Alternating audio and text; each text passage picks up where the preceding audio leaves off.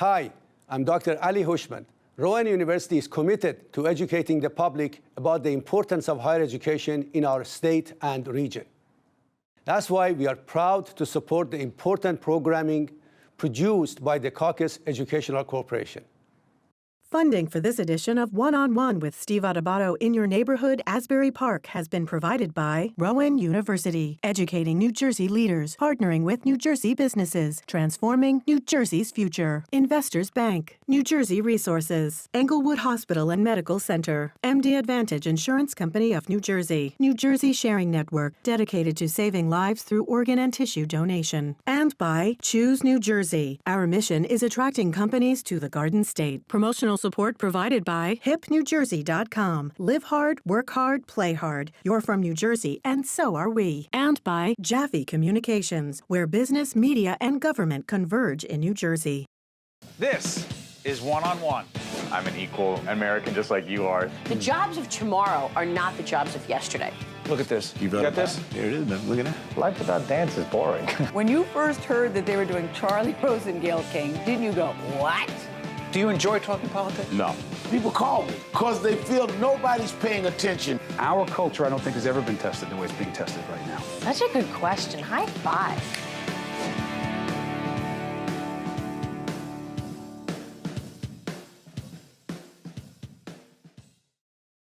Hi, I'm Steve Adubato. In this very special edition of NJTV's In Your Neighborhood series, we look at the iconic Jersey Shore town of Asbury Park. In the next half hour, you'll see my one-on-one interview with musician Southside Johnny, who together with Bruce Springsteen put the Jersey Shore and Asbury Park on the map. You also meet photographer Danny Clinch, who is trying to make Asbury a destination for film, art, and music. And finally, my colleague Joanna Gagis profiles a food bank helping Asbury Park's most vulnerable citizens. We hope you enjoy this very special Jersey Shore edition of In Your Neighborhood, Asbury Park. It is our honor to welcome Southside Johnny from Southside Johnny and the Asbury Jukes, the creator of, you know, it's called the, they say the Jersey Sound, but you like to call it Jersey Soul. Yeah, I don't know as there is a Jersey sound. I mean, everybody's a little bit different. Some people are a lot different. You know, there's a lot of bands, but I think there's a certain blue-collar, chip-on-the-shoulder ethos that goes through most of the music. You know, being from New Jersey was the joke state. Johnny Carson would make jokes about New Jersey, and everybody else did, and it made us much more aggressive and much more determined to prove that we were worthwhile. Bon Jovi said, you are his reason for singing. He always blames me. He blames me for everything. What a great compliment. Yeah, it's nice of John. I mean, I think that he was, when I first met him, he was like 17 years old, but he was bound and determined to be in a band, and he made it work. So a lot of that is his just plain determination. What was going on down at the Jersey Shore? I mean, you grew up, we were just talking right before we got on the air, you grew up in Ocean Grove, not Asbury Park, not Long Branch, but this little town, Ocean Grove, which is I try to figure out, is it Methodist? Yes, Methodist. The Methodists can't... Big party town, huh? There's still no liquor stores in town.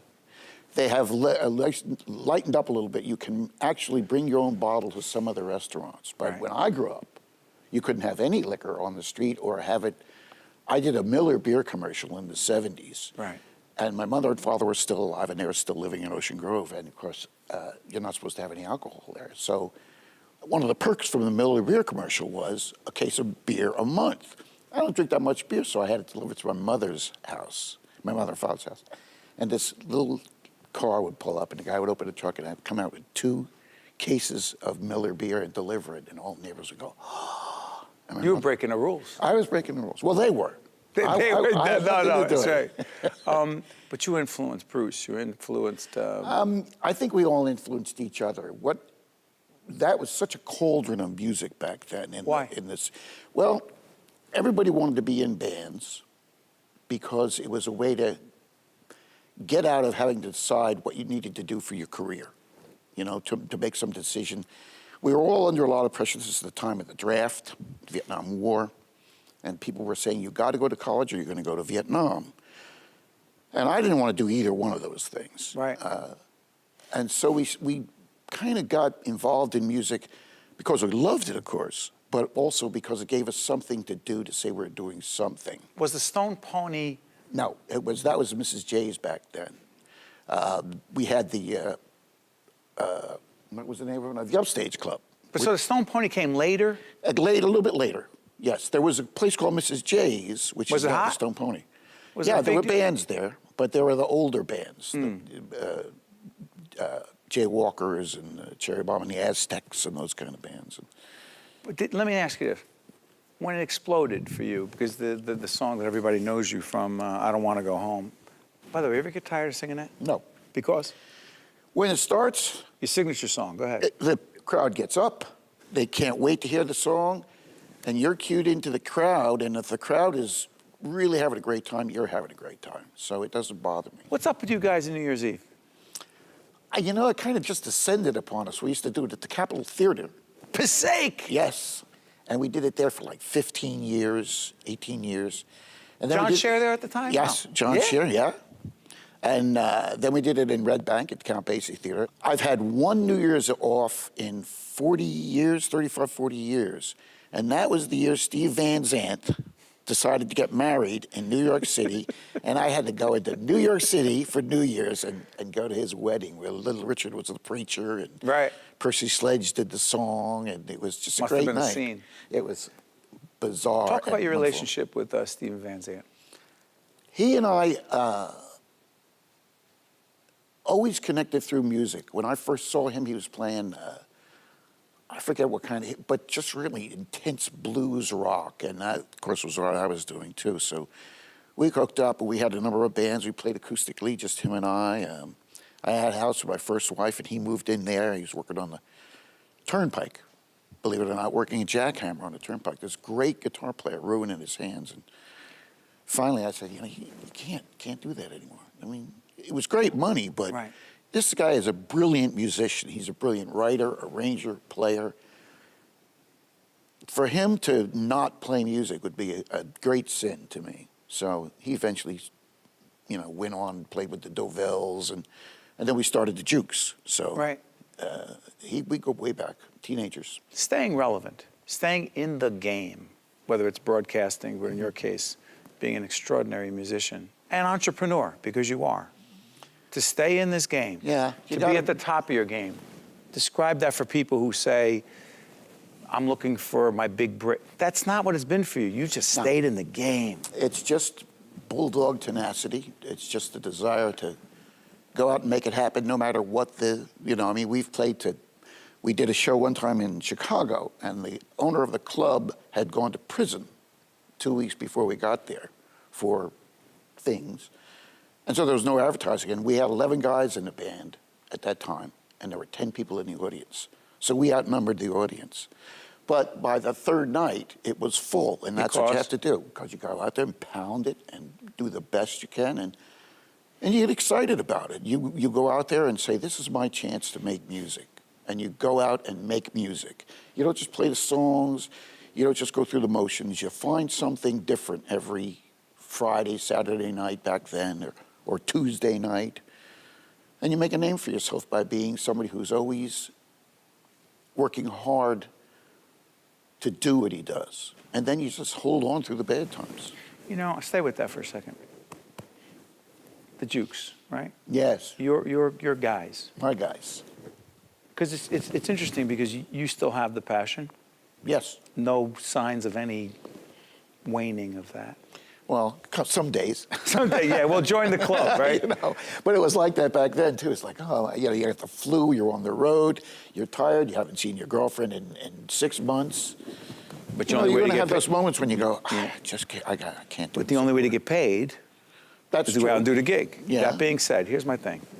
Keeping the Jukes together, keeping your band together, how much of that has been on you as Southside Johnny? You're the guy. Well, you have to constantly be aware that the musicians need their space too. I mean, we have a situation where anybody in my band can come to me and say, I got a better offer to go play with somebody for 6 months. Yes. As long as they get me a good sub, they can come back and get the gig. So there's a loyalty that goes both ways there. So the word leader in band leader, Take out the musician part and go to the leader part. Listen, in all candor, it's a struggle. You do what we do. You get upset sometimes. How do you? No, you're making a face, right? A couple hours ago, I got upset about something happened here. You got to manage your emotions. How do you manage your emotions so that you keep everybody in a good frame of mind? I don't. I am notorious. What does that mean? I'm notorious for screaming and yelling. No, I do not believe that. No, it's true. And throwing things. I've tried Over to what calm kinds down. of things? I once broke $1,800 worth of speakers in the monitors because the monitors were so crappy. And Equipment not working bothers you. oh, And you don't handle it well. no, After 40 years, you don't handle that well? no. Here's the way I think of it. This guy over here is running the monitors, is ruining those people's entertainment by making me unhappy. So it's his fault. And, you know, that's the way it goes. And then things start flying, harmonicas start flying over there. You're a perfectionist. I don't like somebody getting between me and the audience. What's the thing loathe between that. you and the audience? Well, it's like when you have a cameraman on stage. We've done those kind of things. There was one time in Germany where they said, we're going to have a 4-camera shoot. I said, okay, stay off the stage. Or, you know, stay away from me. Stay away from me. Stay away from me. And the guy got down right down in here, and I blew up. And it was Define blow up. I started screaming and cursing, and, you know, and they got it all on camera, of course. Oh, man, I love it. I got a couple. But, you know, what goes to the passion you have for getting the job done, but also for enjoying it. Because if I'm not enjoying it, I know it's going to be tough for the audience to enjoy it. If I'm having a great time, they're usually having a great time. Yeah. To watch more one-on-one with Steve Adubato, find us online and follow us on social media. Welcome to the Tisch WNET studio here in the heart of Lincoln Center, New York City. It is our honor and pleasure to introduce for the first time a very talented young man. He is Danny Clinch. He is a music photographer, but you are so much more than that. And you were just telling me you grew up in beautiful Toms River, New Jersey. True. And you're still hanging out there. I am, yeah. When did you know right away that you love photography? My mother took photographs all the time, and I just sort of like was interested in it. And I was always drawing, always involved in the arts. I loved music. And as time went on, I ended up permanently borrowing a camera from my buddy across the street, and just really fell in love with photography and started to really sneak my camera into concerts all the time. And when people started to ask me, you know, my family, really my mom and dad, you know, what is it you want to do? We'll support it, whatever it is. I decided to go to school for photography. Up in Boston? I went 2 years to Ocean County College, and then I went to New England School of Photography in Boston. Love it. Yeah. You just say you just finished up the film festival down in? Asbury Park. Talk about Music that. and Film Festival. It's a great festival. It's was started about music in film and then became music and film because we had such a strong response. We had so many good people coming out to represent. The idea overall is music education in Asbury Park to help serve the underserved youth in Asbury, which has been a great thing. Some of the bands, we had Don Cheadle film last year. He went and spoke with the students. The Preservation Hall Jazz Band went and played for the students. Excuse me, the Don Cheadle film about? Miles Davis. Oh, my God. Oh, it's Yes, I incredible. thought, What a yeah. great film. Yeah. That was last year. And to see the kids, you know, the looks on their faces and, you know, to be able to offer them instruments and give them something to strive for is a big deal. And it was really cool to be a part of it. And this year was incredible. It was a lot of great energy. There was... Before the Dawn, a film about the upstage in Asbury Park where Bruce Springsteen met the E Street Band, and they were going to have a jam there. Well, it turns out, who shows up for the jam? Little Steven shows up for the jam. Then Bruce shows up for the jam. And then, you know, Vinny Lopez and, you know, and all that. So it was pretty exciting. Yes. As we show some photographs, can you talk to us about them? For sure, yeah. Okay. What do you got? What do we got? Let's put up some shots. Yeah. Bob Dylan. Where is that and what's this? Well, I got a session with Bob Dylan, and the irony of that whole story was it was 1999. I had just sent my first book photographs, Discovery In, to Bruce Springsteen to try and get some work with him. He had just gotten the E Street Band back together. And I had recently met Bob Dylan's publicist. Make a long story short, on the very same day, March 16th, I got a call in the morning to photograph Bob Dylan and a call in the afternoon to photograph Bruce Springsteen, both for the first time. It was incredible. And so I show up, I choose, the shoot was in LA with Bob Dylan. I chose the Ambassador Hotel, which is legendary because Robert Kennedy being assassinated there. It was June 5th. Yes, and they had the Coconut Grove room where the Rat Pack used to play. Those two things, when Dylan showed up, he was so amazed by the space. He was so intrigued by it. He spent a lot more time with me than I had thought, and we wandered around this place discovering these things and hearing about the history of the space. And I did portraits of him and just documented him wandering around the space. It was incredible. Really good experience for me. One of the things he requested, he said, let's get some, we wanted to give him something to do for the shoot, as well. So we sent out for some newspapers. Somebody came back with all these foreign language newspapers, gave him the classificado, and he pulled it out and was reading the paper. And the important thing, when we were shooting, he looked out from the paper. He was like, "Hey, are you getting my shoes? I like these shoes." And it became, and I said, "Oh yeah, I'm getting them." And somebody once said to me, like, oh, "I love that photograph you have of Bob Dylan reading the want ads, like looking for a job or something." Next shot is fascinating. I saw it right before we came in here. Tupac Shakur. Yeah. 1993, I got an assignment from Rolling Stone magazine to photograph Tupac, and I was really excited about it. But it turns out he was really excited about it too. I think at the time, I don't think Rolling Stone was running a lot of hip hop in the magazine, and he was a really smart businessman, and I think he saw the opportunity and really appreciated it. And he showed up on time, he showed up prepared, he came with a couple of different changes of clothing, and was really pro about it. And I really appreciated that about him. And it turned out that when he said, "Hey, let's try a different outfit, because I want to give you more options," he took his shirt off, and I saw the tattoos, and I said, "We've got to shoot one like that. I would appreciate it." And he said, "Yeah, of course." So that's great stuff. Yeah. Go back to Bruce for a second. I was looking at a piece that, the 60 Minutes piece, Anderson Cooper was talking, the after show, if you will. Yeah. And he was talking a little bit about you and the shots you have of Bruce and the trust between you and Bruce Springsteen. Yeah. And the incredible shots you have of him that just don't happen by chance. Well, again, it is about trust. And there's Jim Marshall, who's one of my photographic heroes in music photography and civil rights photography. He had a book called Trust, and I felt like that really summed it up. And so having met Bruce, and I sent that book, and I was able to start a relationship with him, I started documenting shooting for his tour books. Then I got to do the album packaging for The Rising, and I've since done quite a few of the most recent albums. I think 5 or 6 of the last recent albums, and it's become to a point where they'll give me a laminate before the tour, and they say, "Hey, if we need you for something, we're going to call you, or if you just want to come out and document, you can." And again, I have a lot of respect for Bruce and his crew and the band, and so I go in there and I show them respect, and I don't try to get in the way. And if I find myself backstage in Bruce's room, which is the Sanctuary, and I get a minute to photograph him while he's writing the set list or working out a tune with the band, I get that shot, and then I don't hang around. I get out and I leave them their space, and I think they appreciate that. And I think every musician wants their history documented. They just don't want someone to get in the way. Danny, let me ask you this, down at the Asbury Park Festival, Transparent Gallery? Yeah. What is that?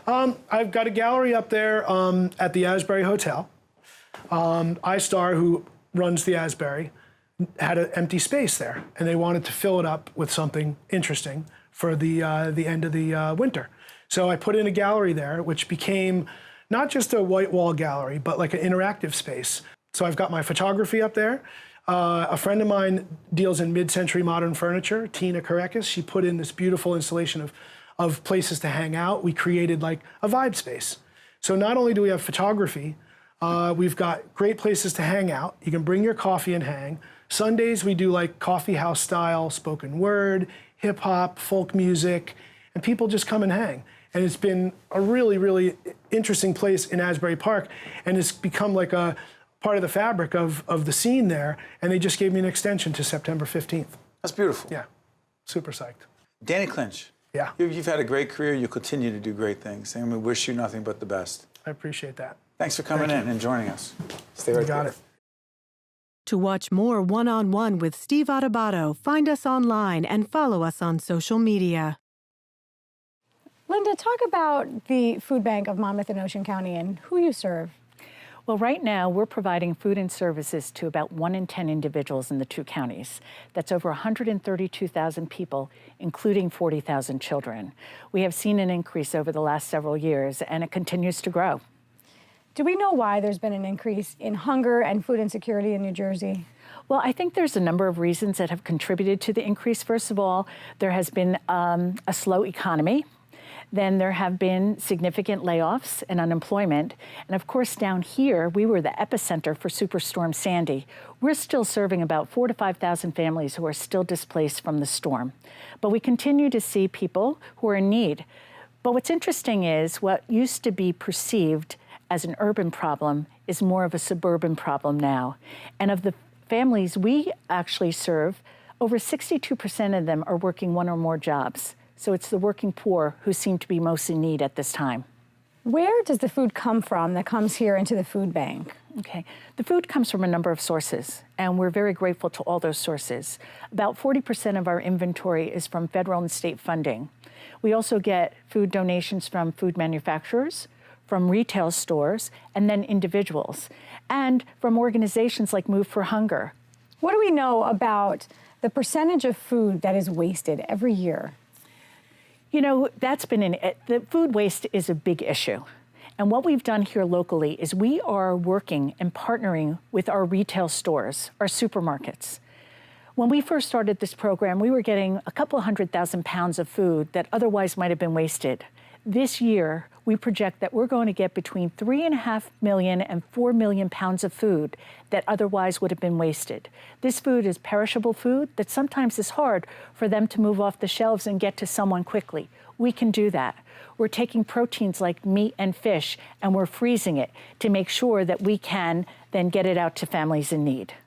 We talk about families, and people don't always make the connection that this is parents and it's children. Yes. Yes. What do we know about the need for children here in the States? In New Jersey, 1 in 5 children feel the effects of hunger. It's the same in Monmouth and Ocean counties, 1 in 5 children.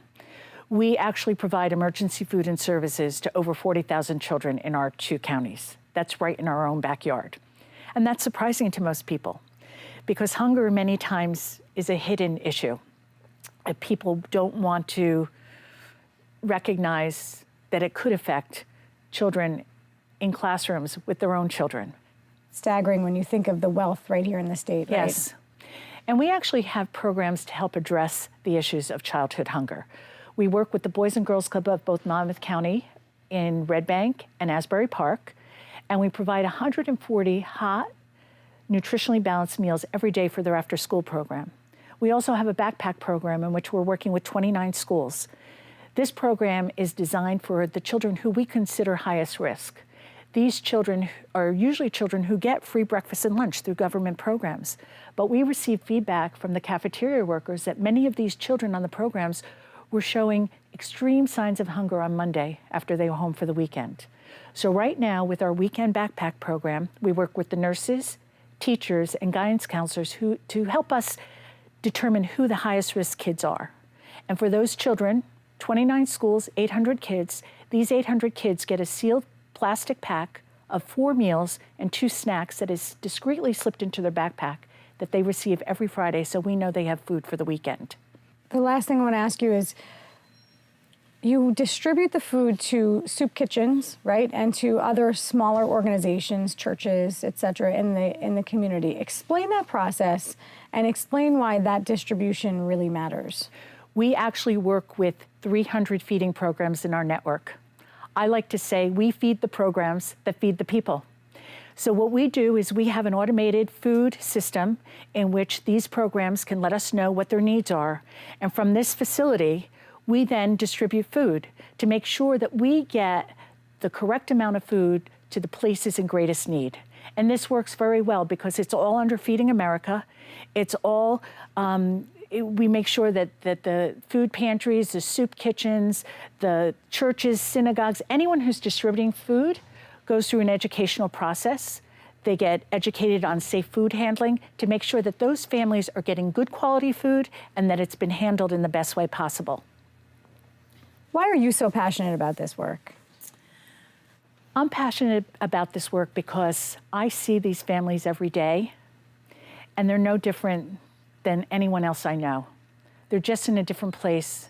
And to think that they struggle every day wondering where their next meal is coming from, it's very difficult to imagine that kind of life. But the reason I'm passionate about it is because in Monmouth and Ocean County, we have such a great community support. We couldn't do it alone. It's really because of organizations, the retail stores, organizations like Move for Hunger. Everyone comes together. If we all come together, we can make sure that hunger won't win here. One-on-One with Steve Adubato has been a production of the Caucus Educational Corporation, celebrating over 25 years of broadcast excellence. Funding for this edition of One-on-One with Steve Adubato in your neighborhood, Asbury Park, has been provided by Rowan University, Investors Bank, New Jersey Resources, Englewood Hospital and Medical Center, MD Advantage Insurance Company of New Jersey, New Jersey Sharing Network, and by Choose New Jersey, transportation provided by Airbrook Limousine, serving the metropolitan New York, New Jersey area. One-on-One with Steve Adubato has been produced in partnership with TriStar Studios. Home to some of the world's leading food companies, New Jersey has a rich history in the food industry. Today, New Jersey has a thriving $100 billion food and agriculture sector that's growing every day. We're home to thousands of food manufacturers, research facilities, and distribution centers. Food companies benefit from our strategic location, affordable space, and talented workforce. Whether you make it, bake it, or innovate it, New Jersey is the place to be. To learn more, visit choosenj.com.